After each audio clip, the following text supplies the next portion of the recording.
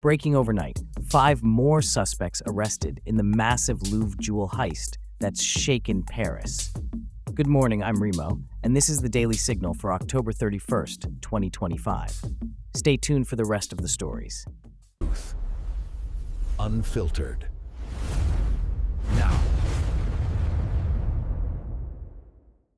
Here are the other top stories for October 31st, 2025. Louvre Heist, 7 suspects now in custody, but $102 million in crown jewels still missing from history's boldest museum robbery. Said Trump summit, China officially declared America's peer rival as 2 superpowers clash over global dominance. Sudan massacre, UN condemns horrifying mass killings as civilian death toll climbs in latest atrocity.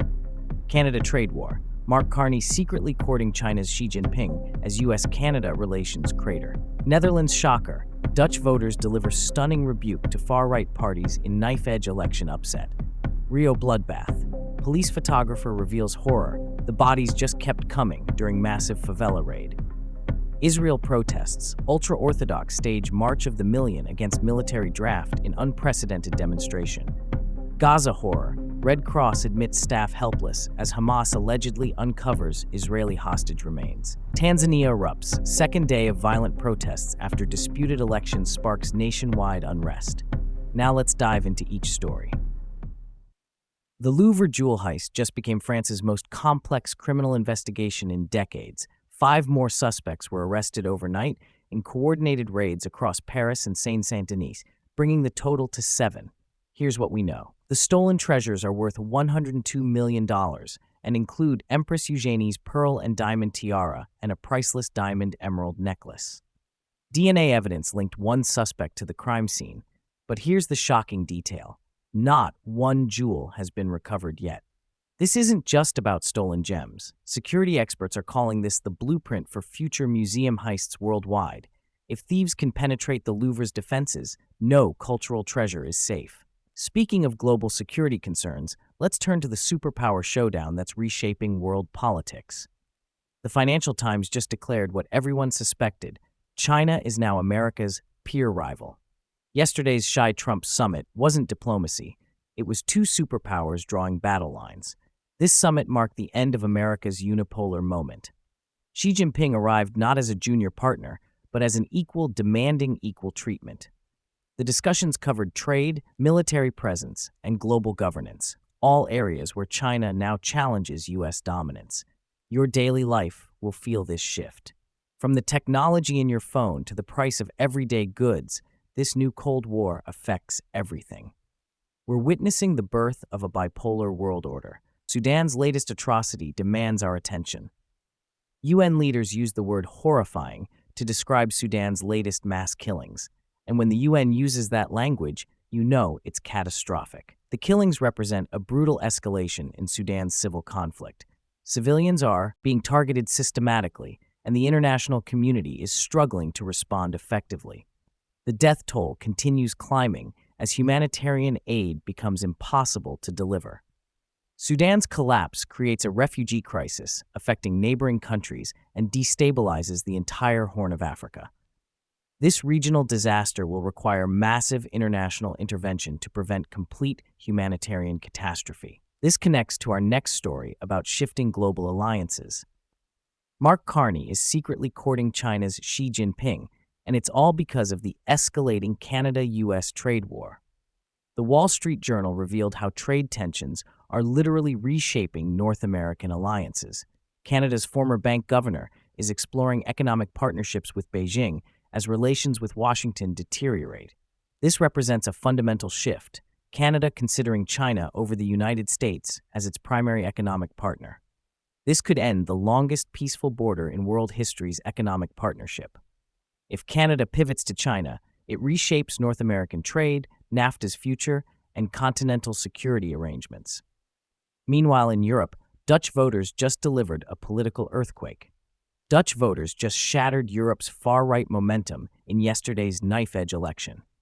Exit polls showed a dramatic rejection of extremist parties that had been surging across the continent. This wasn't predicted by any major polling. The far-right parties that seemed poised for significant gains were instead handed crushing defeats. Moderate parties gained ground in what analysts are calling a democratic correction. The Netherlands often predicts European political trends. If this represents voters rejecting extremism, it could signal a continent-wide shift away from populist nationalism towards centrist governance. From Europe's political violence to Brazil's actual violence, a BBC photographer's haunting words, "The bodies just kept coming." This first-hand account from Rio's latest police raid reveals the brutal reality of Brazil's drug war. The raid targeted one of Rio's largest favelas, but the operation turned into a massacre. The photographer documented scene after scene of casualties, raising serious questions about police tactics and civilian protection. Rio's violence isn't just a local issue. It's a window into how urban warfare affects the world's megacities.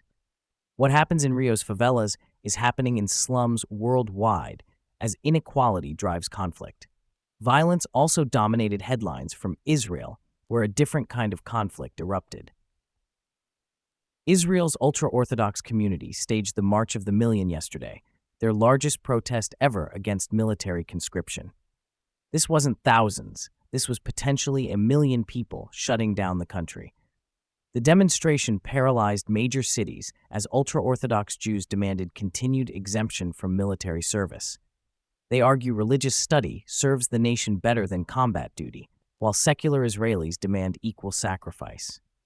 This internal division weakens Israel while facing external threats. If Israeli society fractures over basic civic duties, it undermines the national unity essential for survival in a hostile region. The Gaza conflict generated our next disturbing development. The Red Cross made a shocking admission. Their staff were not able to intervene as alleged Hamas members buried and then uncovered Israeli hostage remains. This represents a complete breakdown of humanitarian protection. Red Cross workers witnessed the burial and exhumation, but couldn't stop it, highlighting how international humanitarian law has collapsed in Gaza. The organization's neutrality prevented intervention in what should have been protected activity.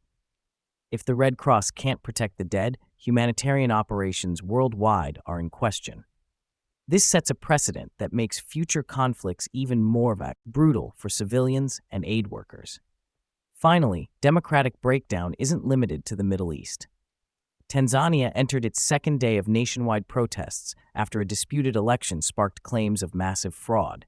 ABC News reports growing violence as opposition supporters clash with security forces.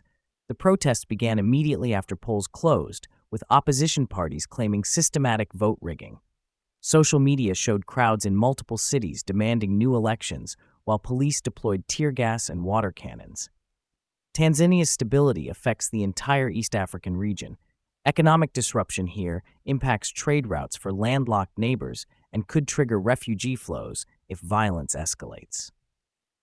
Looking across today's stories, 3 critical patterns emerge that will shape your world in the coming months. From the Louvre's failed security to the Red Cross's helplessness in Gaza, institutional authority is crumbling. Whether it's protecting art, lives, or democracy itself, traditional safeguards are failing when we need them most. The China-US rivalry is forcing every nation to choose sides. Canada courting Beijing, Dutch voters rejecting extremism, countries worldwide are picking their future partners. The old alliances that kept peace for decades are reshaping rapidly. Whether it's Israelis protesting conscription, Tanzanians demanding fair elections, or Dutch voters rejecting extremism, ordinary people are actively challenging existing power structures. Sometimes peacefully, sometimes violently, but always consequentially. These aren't isolated events, they're symptoms of a world order in transition. The institutions, alliances, and assumptions that governed global affairs are breaking down simultaneously. The question isn't whether change is coming, it's whether the new order will be better or worse than what we're losing.